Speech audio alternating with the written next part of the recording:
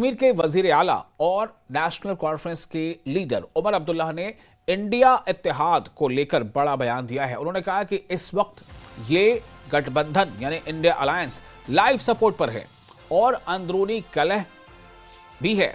भाजपा की 24 घंटे चलने वाली चुनावी मशीनरी की बराबरी न कर पाने की वजह से इसके आईसीयू में जाने का खतरा है। बड़ी बात कह दी उमर अब्दुल्ला ने। उमर अब्दुल्ला ने कहा है कि इंडिया अलायंस के आईसीयू में जाने का खतरा है। दिल्ली के एक निजी कार्यक्रम के दौरान उमर अब्दुल्ला ने विपक्षी गठबंधन की संगठनात्मक और रणनीतिक कमजोरियों के बारे में जानकारी दी। उन्होंने बताया, साथ ही उन्होंने कहा कि इंडिया इत्तेहाद यानी इंडिया अलायंस की जो मौजूदा हालत है उस पर खासकर हालिया बिहार चुनाव के बाद एक तरह से लाइफ सपोर्ट पर है इंडिया अलायंस। उन्होंने कहा कि हर कुछ समय बाद कोई ना कोई पैडल लेकर आता है और हमें एक झटका देता है और हम फिर से उठ खड़े होते हैं, लेकिन दुर्भाग्य से यानी बदकिस्मती से बिहार जैसे नतीजे आते हैं और हम फिर नीचे गिर जाते हैं।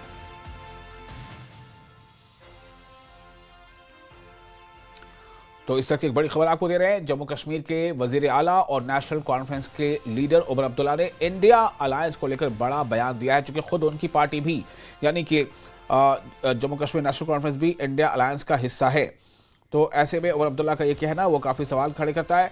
और अभी हमने कुछ दिन पहले ही आपको बताया था कि जम्मू कश्मीर के कुछ लीडर्स जो जम्मू कश्मीर कांग्रेस यूनिट के लीडर हैं, उनकी तरफ से ये बातें सामने कई बार आ रही हैं जो एनसी के साथ इत्तेहाद को कांग्रेस के लिए या कांग्रेस के हक में फ़ायदेमंद नहीं बता रहे हैं। तो इसका मतलब कहीं ना कहीं कुछ और है। लेकिन क्या इसका असर सिर्फ और सिर्फ जम्मू कश्मीर की राजनीति पर नहीं, बल्कि इसका असर जो पैन इंडिया जो पॉलिटिक्स है उस पर पड़ेगा। हमारे साथ आर एस पठानिया मौजूद हैं इस वक्त जम्मू कश्मीर से, जो बीजेपी के स्पोक्स पर्सन है, एमएलए भी है। उनसे इस पर रिएक्शन लेना चाहूँगा। पठानिया साहब, उमर अब्दुल्ला कह रहे हैं कि इंडिया अलायंस जो है फिलहाल लाइफ सपोर्ट पर है, क्या कहेंगे आप?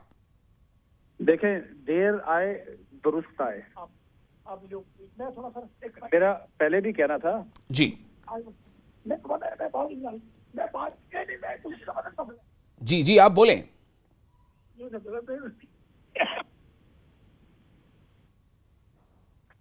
जी, उमर अब्दुल्ला साहब ने जो बयान दिया है उस पर मैं आपका रिएक्शन जानना चाह रहा हूं। आपने कहा कि आपने पहले भी ऐसा कहा था कि देर आए दुरुस्त आए। जी पठानिया साहब, आपको मेरी आवाज मिल रही है? हम फिर कोशिश करेंगे उनसे बात करने की। ऐसा लगता है कि उनसे हमारा फ़ोन का राब्ता अभी टूट गया है, राब्ता ख़त्म हो गया। फिलहाल बहरहाल ये सबसे अहम है कि ये काफ़ी जो इंडिया अलायंस का एक पार्टनर होते हुए ये अगर उमर अब्दुल्ला एक पब्लिक फ्रंट पर ऐसी बात कह रहे हैं तो ये इंडिया अलायंस की सेहत पर एक वाकई काफ़ी बड़ा सवाल जो है वो खड़ा करता है। और R S Pathania Jammu Kashmir BJP के स्पोक्स पर्सन और जम्मू कश्मीर में एमएलए, वो हमारे साथ जुड़ चुके हैं। पठानिया साहब, मैं फिर से आपके पास आ रहा था, आपकी बात पूरी नहीं हो पाई, आप अपना रिएक्शन दे रहे थे। मैंने कहा कि उमर अब्दुल्ला ने कहा है कि इंडिया अलायंस जो है वो लाइफ सपोर्ट पर है। इसे कैसे देखा जाए? क्या ये जम्मू कश्मीर की सियासत तक महदूद है या फिर ये पैन इंडिया इसका असर पड़ेगा जो ये कह रहे हैं? जी, देर आए दुरुस्त आए। जी चलो, हम तो पहले दिन से कह रहे थे कि इंडी गठबंधन ना इसकी कोई दिशा, ना इसका कोई विचार, ना इसका कोई एजेंडा, ना इसका कोई पॉलिसी, ना इसका कोई कॉमन मिनिमम प्रोग्राम, ना ही इनकी कहीं घोषणा पत्र में कहीं में, लेकिन सिर्फ भारतीय जनता पार्टी के विरुद्ध नफरत कि भारतीय जनता पार्टी को रोकना है। खैर, पूरे देश के जनमानस ने रिजेक्ट किया। उसके बाद अलग अलग स्टेट्स में, विशेषकर बिहार में भी आपने देखा मुंह के बल गिरा। और आज उमर अब्दुल्ला ने सच्चाई मानी है, इसका स्वागत करते हैं। मैं बार बार बोलूं, विकास की राजनीति, सबका विकास, सबका विकास और सबका प्रयास, सबका विश्वास, इस मंत्र के साथ भारतीय जनता पार्टी चल रही है। सबको साथ लेके अपोजिशन को भी अगर काम करना है, विकास की राजनीति करें, तरक्की का काम बात करें, इस देश को कहां देखना चाहते हैं, देश के सामाजिक, भौगोलिक, राजनीतिक एक परिप्रेक्ष्य पे उनका एक विजन क्या है, तो उसकी बात करें। ये कभी एसआईआर के नाम पे, कभी वोट चोरी के नाम पे, कभी एजेंसियों के मिसयूज के नाम पे, या और विषय बना के मगरमच्छी घड़ियाली आंसू बहाएंगे तो उससे कुछ बात बनेगी नहीं, क्योंकि देश के जनमानस ने इसे साबित किया है और करके दिखाया है। जी, मेरी विनम्र सलाह सभी पॉलिटिकल पार्टीज और विशेषकर इंडी गठबंधन के नेताओं को कि उमर अब्दुल्ला साहब का जो स्टेटमेंट है अपने आप में स्टार्टलर है, आई ओपनर है, कम से कम सबक लें। आप क्या देख रहे हैं, मतलब ये ठीक है आपकी सलाह है, ये तो अच्छी बात है कि आप सलाह दे रहे हैं अपोजिशन पार्टी या इत्तेहाद को, लेकिन मैं कह रहा हूं कि ये बीजेपी के लिए क्या है, मतलब कितना सुखद है। और दूसरी बात ये कि आपको क्या लग रहा है कि ये अलायंस आगे कब तक ये कहीं ऐसा तो नहीं कि डामाडोल होते होते आगे जाके फिर वो कहीं चकरा जाएगा, गिर जाएगा? डामाडोल हो गया, फेल हो गया, क्रैश हो गया, ये अलायंस चिथड़े चिथड़े हो गया, खासकर वर्ष 2024 के लोकसभा चुनाव में भी। और ये उमर अब्दुल्ला साहब ने जो किया ये अपने आप में एक्सेप्टेंस ऑफ डिफीट ही है ना, और क्या है। तो मैं 2024 के लोकसभा चुनाव में तो हालात काफी दीगर थे, आपका आंकड़ा 400 पार का था, वो नहीं हो पाया था। उसमें तो अलायंस ने काफी अच्छा कुछ किया था, देखा जाए तो। अगर आपने जो है समर्थन न लिया होता सरकार नहीं गिरती, लेकिन उसके बाद ये हालात खराब हो रही है।